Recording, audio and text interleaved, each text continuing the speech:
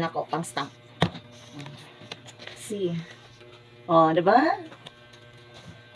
Kazielday. Ang Zazielday oh. Oh, pinag ko ni sa Shopee. Gi-order na ko ni. So, muna yung forma. Cutesy. Stamp ni siya. Tapos na yung ink. Muna yung ink pataban. Gamatoy kaayo. Muna yung gamiton. Stamp ang name. Tapos na ang name. Oh, nag-print yun niya ang name. Customize man good ni siya. Ano siya.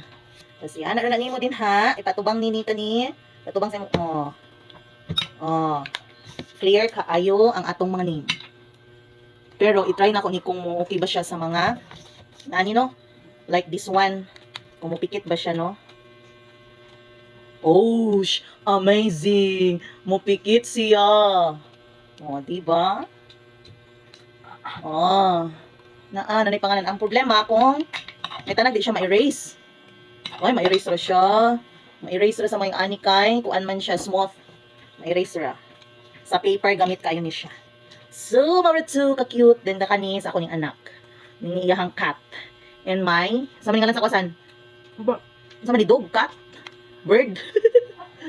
Sa, thank you for watching. Maritsu, bye-bye.